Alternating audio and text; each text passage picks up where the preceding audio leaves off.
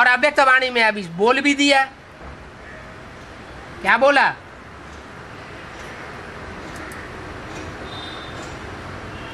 बाप दादा ने तुम बच्चों को नई दुनिया की सौगात दे दी है ना। माना नई दुनिया बनी है, अभी नई दुनिया का फाउंडेशन पड़ गया रुद्रमाला के अंदर।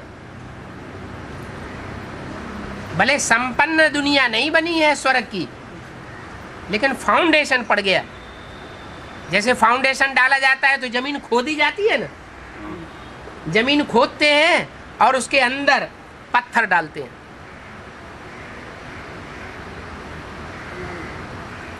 तो जो फाउंडेशन में पत्थर या ईंटें डाली जाती हैं वो दिखाई पड़ती हैं? नहीं दिखाई पड़ती। ऐसे ही अभी भी चाहे रुद्रमाला हो, एडवांस पार्टी हो, और चाहे विजय माला हो या बेसिक पार्टी हो, कोई को भी फाउंडेशन नई दुनिया का दिखाई नहीं पड़ रहा है। अष्ट देवों से तो बात ही की है कि नई दुनिया की सौगात तुम बच्चों को दी है ना, उसमें आना जाना करते हो ना।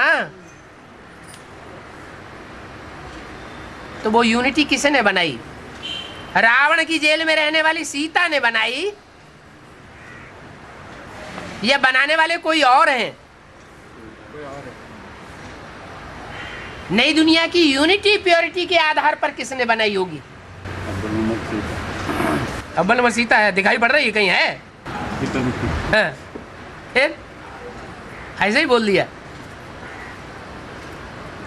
अभी विजयमाला की शुरुआत हो गई। फिर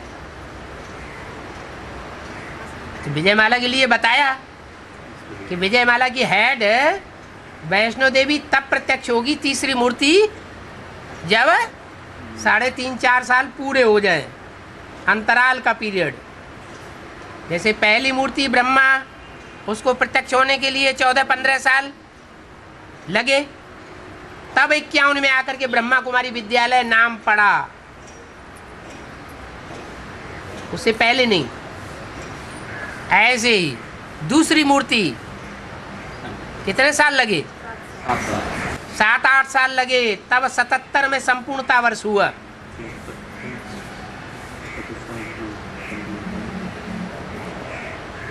तो दूसरी मूर्ति प्रत्यक्ष होने में भी 7-8 साल लग गए, आधा टाइम लगा ना। तो तीसरी मूर्ति प्रत्यक्ष होने में भी कुछ टाइम लगेगा या नहीं लगेगा?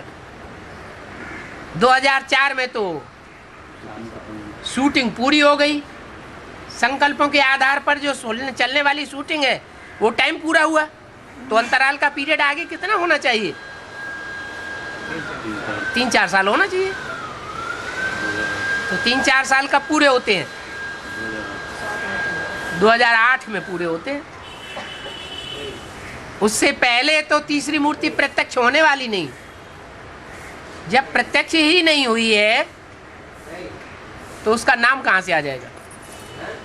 यूनिटी बनाने वालों में उसका नाम कहां से आ जाएगा? आएगा? नहीं आएगा।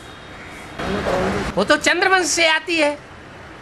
चंद्रवंश से ज्यादा पावरफुल है या सूर्यवंश से ज्यादा पावरफुल है? तो सूर्यवंश वाले जो मणके होंगे वो पहले फाउंडेशन डालेंगे नई दुनिया का, या चंद्रवंशी डालेंगे? सूर्यवंशी डालेंगे।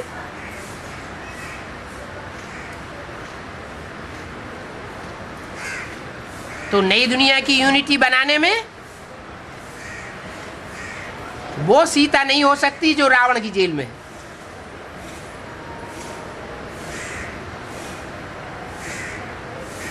जो खुद ही परपुरुष के अधीन है,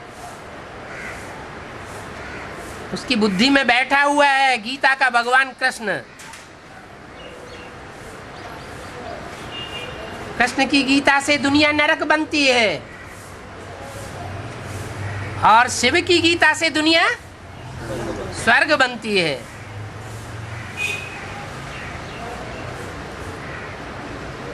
एक है शिव शंकर भोलेनाथ की गीता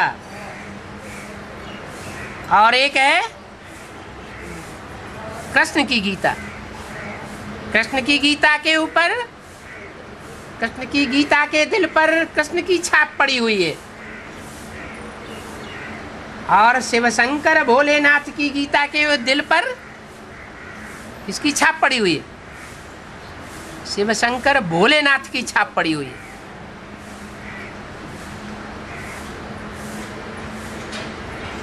तो दिल की बात दिखाई नहीं पड़ती है किसी को? दिखाई पड़ती है क्या है? दिल के अंदर क्या है कौन जाने? गुड़ जाने, गुड़ की गोथरी जाने।